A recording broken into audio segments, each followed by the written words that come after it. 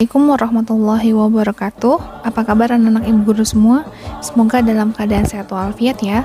Hari ini di pembelajaran sejarah kebudayaan Islam, kita masih membahas tentang materi tentang Sunan Ampel.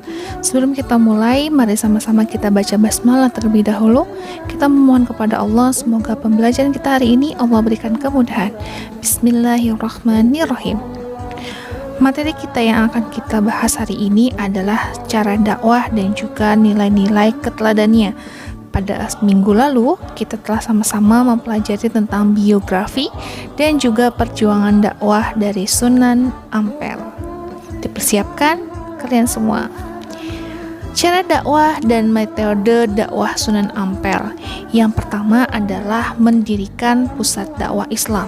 Raden Rahmat mendirikan masjid yang dibangun untuk melaksanakan sholat berjamaah dan tempat mengajarkan ajaran-ajaran Islam kepada para muridnya dan juga pengikut-pengikutnya. Kemudian dikenal masyarakat sebagai Masjid Ampel di daerah Surabaya. Yang kedua, mendirikan pesantren di Ampel Denta yang sampai saat ini dikenal dengan Pesantren Ampel Denta di Surabaya. Yang kedua, Sunan Ampel melakukan kaderisasi mubalik. Sunan Ampel adalah pendidik bagi para penyiar agama Islam yang berdakwah hingga seluruh Nusantara. Di antara murid-muridnya adalah Sunan Giri, Raden Patah, Raden Makdum Ibrahim, Sunan Bonang, Sunan Derajat, dan Maulana Ishak. Sedangkan yang ketiga yaitu mengembangkan amar ma'ruf nahi mungkar. Sunan Ampel mengajarkan falsafah moh limo atau tidak mau melakukan 5 hal yang tercela, yaitu moh main atau tidak mau berjudi, moh ngombe, tidak mau minum arak atau bermabuk-mabukan, moh maling atau tidak mau mencuri, moh madat, tidak mau mengisap candu atau ganja, dan moh madon, tidak mau berzina. Nah, itu tadi mengenai cara dakwah dan juga metode dari Sunan Ampel.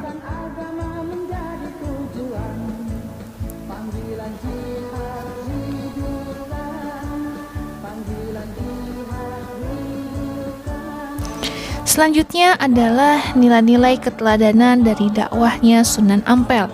Yang pertama adalah tidak memaksakan paham Islam tertentu. Pada awal Islamisasi, Sunan Ampel menginginkan agar masyarakat penganut keyakinan yang murni seperti yang terdapat di pusat Islam, yaitu di Mekah dan Madinah. Tetapi mengingat tradisi yang telah mengakar di masyarakat sehingga perlu waktu untuk meluruskannya. Bagi Sunan Ampel yang terpenting adalah memberikan pengajaran sederhana yang menekankan pada penanaman akidah dan ibadah. Yang kedua, menggunakan bahasa dakwah yang mudah dipahami. Nah, di sini Sunan Ampel menggunakan bahasa lokal, yaitu bahasa Jawa yang dikemas dengan gaya yang khas sehingga dapat dipahami dengan baik. Contohnya yaitu tadi pada falsafah moh limo atau tidak mau melakukan 5 hal yang tercela. Nilai keteladannya yang ketiga yaitu memberi manfaat kepada masyarakat. Bagi Raden Rahmat, misi penyebaran Islam di tanah Jawa ini secara resmi dimulainya ketika ia beserta istri dan orang-orang yang menjadi pengikutnya berangkat dari Kerajaan Majapahit menuju lokasi tanah di Desa Ampel yang dihadiahkan Prabu Brawijaya kepadanya. Di sepanjang perjalanan menuju Desa Ampel, Raden Rahmat memberikan kipas yang terbuat dari akar tumbuhan kepada penduduk desa yang dilaluinya.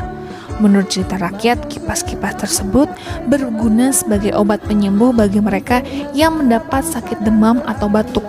Caranya dengan direndam dalam air putih lalu diminumkan kepada si sakit. Atas izin Allah, tak lama setelah diminum, penyakit yang diderita langsung sembuh. Raden Rahmat tidak menjualnya. Ia hanya cukup menukarnya dengan mengucapkan 2 kalimat syahadat. Bersama dengan itu, ia memperkenalkan keindahan agama Islam sesuai dengan tingkat pemahaman mereka. Sedangkan nilai-nilai keteladanan yang keempat, Raden Rahmat turut melakukan kegiatan masyarakat. Jadi untuk bisa mendekati guna menyadarkan dan mengislamkan mereka, Raden Rahmat pada suatu waktu ikut pula dalam suatu kegiatan yang dilakukan masyarakat. Salah satu kegemaran mereka adalah melakukan judi sabung ayam. Untuk bisa berkumpul dengan mereka, maka Raden Rahmat pun ikut pula dalam kegiatan tersebut. Agar ia bisa dikenal oleh seluruh masyarakat yang gandrung melakukan judi sabung ayam, Raden Rahmat meminta kepada Allah agar ayam miliknya selalu menang dalam setiap pertandingan, sehingga ayam miliknya tidak pernah kalah dalam pertandingan. Hal ini menyebabkan semua orang yang hadir ketika itu mengagumi ayamnya.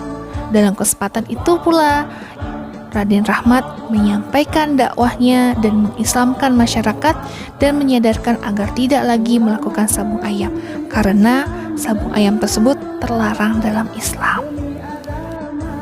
Nah, itulah tadi adalah peran Sunan Ampel dalam mengembangkan Islam di Indonesia. Semoga kita semua mampu meneladani sejarah dakwah dari Sunan Ampel. Wallahu a'lam. Terima kasih anak-anak ibu guru semua. Kita akhiri dengan membaca hamdalah.